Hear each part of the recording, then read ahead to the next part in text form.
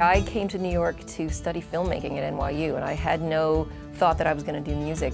But there was a music scene happening down in the village around where NYU is at the time. So I started going to this open mic, and I started meeting other musicians, and there was something so immediate about singing and about music that I think it really captured my imagination. It was an amazing scene in New York, and this was like the late 80s and the early 90s. You still had this holdover of like punk rock places like CBGB's that were still very active. You had a lot of blues clubs at the time, and those were mostly the places that I was playing. But then you also had like singer-songwriter places like the Cafe Chenet. There was just a lot of talent, and you could go out and hear any kind of music any night of the week. So the inspiration was always right there at your fingertips. There's great restaurants. There's the Smith Street Restaurant Row where you can go, and there's 50 different great places to eat, so I go there a lot. I go to Prospect Park a lot. In the summertime I try to go to the Celebrate Brooklyn concert series, and that's amazing.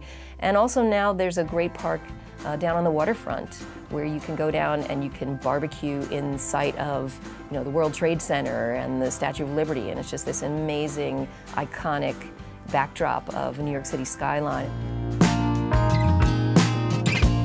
We got offered to do a residency at the Cafe Carlyle, which is, of course, this iconic Manhattan cabaret room. It's been in a Woody Allen movie, so how much more iconically New York can you get from that? So I thought maybe this is the perfect place to test out this songbook idea and to pick one writer to focus on for the whole residency. We picked Bob Dylan because he just has so many amazing songs. We knew we would never run out of material to try for this 2-week residency. So that's how the whole thing came together. You can not really talk about Bob Dylan without talking about the impact that he's had on music as a whole and on the culture as a whole. You have to look at him as an influencer and then also as an artist. He's somebody who has written things that run the gamut from humorous to very deeply poetic to tenderly romantic and funny and just everything in between. So he's got this incredibly broad range. Hi everybody, this is Joan Osborne, and I have a new record out called Songs of Bob Dylan. So check it out, please.